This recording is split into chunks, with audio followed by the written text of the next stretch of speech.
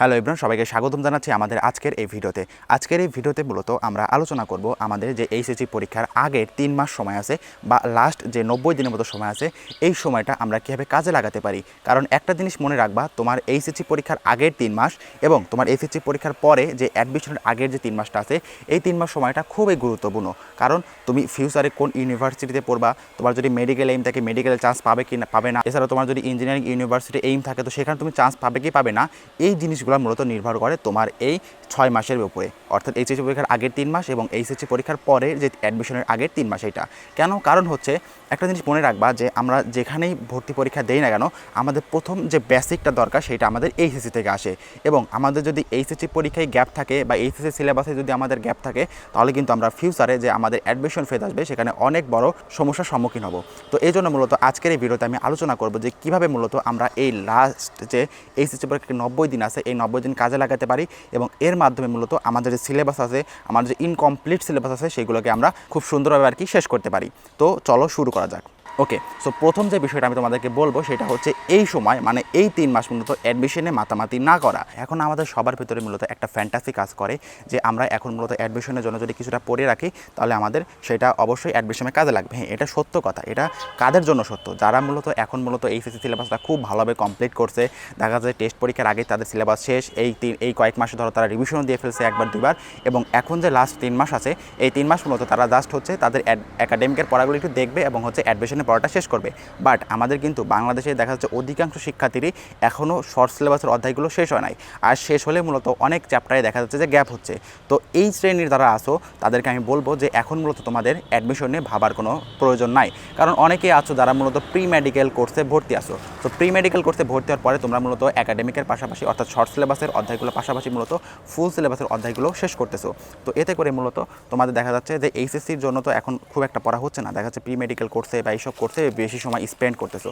So এটা কিন্তু একটা খারাপ ইম্প্যাক্ট ফেলবে। সো এই জন্যই বলবো যারাই আসো যাদের পর্যন্ত প্রিপারেশন একটু ঘাটতি আছে কোনো অধ্যায়, তো তারা মূলত শর্ট সিলেবাস অধ্যায়গুলোই পড়ো। কারণ হচ্ছে দেখো, শর্ট সিলেবাসে কিন্তু 70% অধ্যায়গুলো আছে এবং সবগুলো ইম্পর্টেন্ট অধ্যায়গুলো কিন্তু আমাদের এই শর্ট সিলেবাস আছে। তো তুমি যদি মূলত শর্ট সিলেবাসের অধ্যায়গুলো প্রথমে খুব সুন্দরভাবে কমপ্লিট করতে পারো, তাহলে কিন্তু তোমার যে বাকি 30% অধ্যায়গুলো আছে যেটা শর্ট সিলেবাসের বাইরে, সেটা কিন্তু খুব সহজেই যে অ্যাডমিশনের সময় আছে তখন শেষ করতে পারবা। আর যাদের মূলত প্রিপারেশন খুব ভালো তারা করতে পারো। বাট আমি আবারও বলতেছি যে যাদের মূলত কোনো চ্যাপ্টারে একটু ঘাটতেছে তারা মূলত এটা করো না, এটা কিন্তু আরও হিতের বিপরীত হবে। নাম্বার 2তে যদি আসে তাহলে হচ্ছে আমাদের লং ডিউরেশনের ক্লাস বা লাইভ ক্লাসগুলো না করা। সো আমাদের কিন্তু এই সময় আসলে যেগুলো বড় বড় ক্লাস, যেমন আমরা যদি রিভিশন ব্যাচে ভর্তি থাকি তাহলে দেখা যাচ্ছে যে 4 ঘন্টা 5 ঘন্টার ক্লাস হচ্ছে।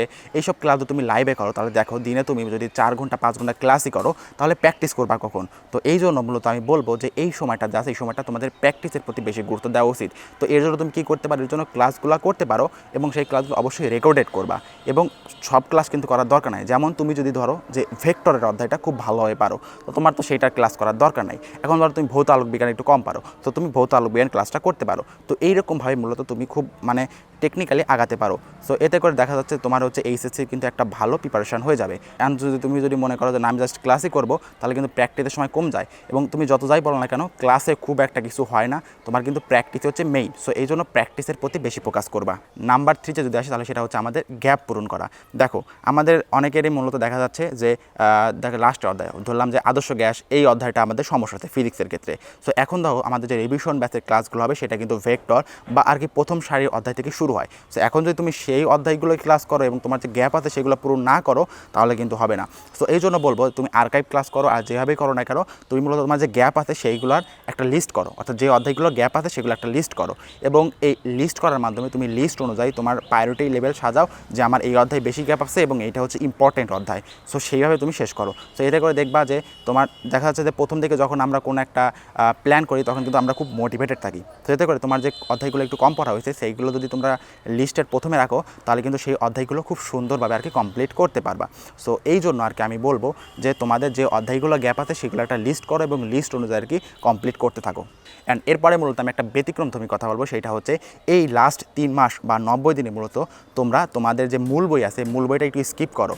কারণ মূল বই পড়ে এখন কিছু হবে না। এখন তোমরা মূলত টেস্ট পেপার সলভ করো এবং তোমাদের যে নোটটা আছে সেই নোটটা রিভিশন দাও। সো কী কী করবা, প্রথমে যে একটা ক্লাস করবা, ক্লাসের নোটটা পড়বা এবং ওই যে টেস্ট পেপার সলভ করবা। কারণ আমি একটা উদাহরণ দিই, সাপোজ ধরো ম্যাথের ক্ষেত্রে, সো ম্যাথের ক্ষেত্রে আমাদের যে কেতাব স্যারের বই কিংবা আমরা অসীম কুমার শাহ স্যারের বই, যার বই থাকুক না কেন, সেখানে কিন্তু অনেক ম্যাথ আছে, বাট সেই ম্যাথগুলো কিন্তু ডিরেক্টলি থাকে, মানে সেরকম কোনো উদ্দীপক থাকে না। সো এতে করে দেখা যাচ্ছে কি তুমি ভাবতেছো যে বোর্ডে এরকম কোশ্চেন আসবে, বাট বোর্ডে কিন্তু এরকম কোশ্চেন আসে না। বোর্ডে দেখা যাচ্ছে যে এক্সট্রা লাইন করতে হয়, পাশাপাশি তোমাদের আসলে যে প্রশ্নটা ধরতে হবে, যে প্রশ্নটা আসলে এই প্যাটার্নে হয়েছে, তার জন্য কিন্তু আমাদের টেস্ট পেপার সলভ করার প্রয়োজন। এবং লাস্ট মোমেন্টে যদি তুমি টেস্ট পেপার ভালোভাবে সলভ করতে পারো, তাহলে দেখো তোমার খুব ভালো লেভেল একটা কনফিডেন্স হবে। কারণ তুমি যতই পারো না কেন, প্রশ্ন সমাধানের স্কিল কিন্তু আলাদা, এবং তোমার ওই বোর্ড পরীক্ষায় ওই 3 ঘন্টায় মাথা ঠান্ডা রেখে পরীক্ষায় অ্যান্সার করা, তো এর জন্য কিন্তু প্র্যাকটিস খুবই গুরুত্বপূর্ণ। সেই জন্য বলবো এখন মূলত তোমার মূল বইয়ের পরিবর্তে বেশি বেশি টেস্ট পেপার সলভ করার চেষ্টা করো। অ্যান্ড লাস্ট যে 5 নাম্বার বলো, 5 নাম্বার হচ্ছে আমাদের বাংলা, ইংলিশ এবং আইসিটিতে গুরুত্ব দেওয়া।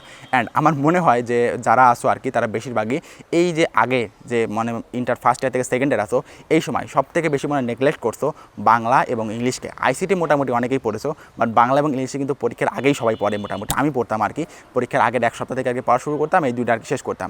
বাট এখন কিন্তু আমার এইচএসসি পরীক্ষা, তো এইচএসসি পরীক্ষায় কিন্তু অবশ্যই তোমাকে মূলত এই 3 মাসে এই 3টা সাবজেক্ট আর কি পড়তে হবে। সপ্তাহে 1 দিন অথবা 2 দিন বের করো এবং এর মাধ্যমে এগুলো সমাধান করো। অ্যান্ড এগুলো কীভাবে সমাধান করবে, এগুলো অত ডিটেলসে পড়ার দরকার নাই, টেস্ট পেপারগুলো বের করো, টেস্ট পেপার সলভ করো। তো এতে করলে দেখবা যে ভালো হবে, কারণ এগুলো আর অ্যাডমিশনে আসবে না। সো এগুলো নিয়ে এত ডিটেলসে পড়ার কোনো কিছু নাই। অ্যান্ড লাস্টলি যে আমি তোমাকে বলবো সেটা হচ্ছে আমাদের অনলাইনে টাইম ওয়েস্ট না করা। সো অনেকে আমরা এখন আছি, এখন ওদেরকে রিলস দেখাতে কিংবা ফেসবুকে আমরা অনেক টাইম নষ্ট করতেছি।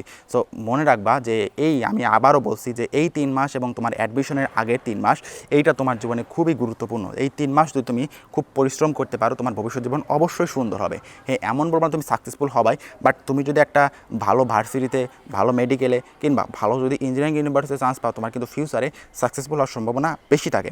সো এই জন্য বলবো যে এই 3 মাস একটু কঠোর পরিশ্রম করো, একটু ফেসবুক, ইউটিউবে একটু টাইম ওয়েস্ট কম করো, এবং বিশেষ করে এডুকেশনাল যে গাইডলাইন ভিডিওগুলো আছে সেইগুলো দেখার চেষ্টা করো। এমনি যে অন্য ভিডিওগুলো আছে যেগুলো তোমার টাইম ওয়েস্ট হয়, সেগুলো একটু স্কিপ করো। সো আজকের এই ভিডিও এই পর্যন্তই আর কি। আশা করি তোমাদের ভিডিওটা ভালো লেগেছে, এবং এছাড়া আর তোমরা কী ধরনের গাইডলাইন পেতে চাও সেটা আমাকে জানাতে পারো। আমি মূলত তোমাদেরকে এই 3 মাস মূলত সম্পূর্ণ একটা গাইডলাইন দেবো। এর জন্য আর কি আমার চ্যানেলটা সাবস্ক্রাইব করে থাকতে পারো, এবং আমার যদি কোনো কিছু তোমার যদি জিজ্ঞাসা করা থাকে তাহলে অবশ্যই কমেন্টে করতে পারো, অথবা আমার টেলিগ্রাম গ্রুপে জয়েন হতে পারো। সো ধন্যবাদ সবাইকে।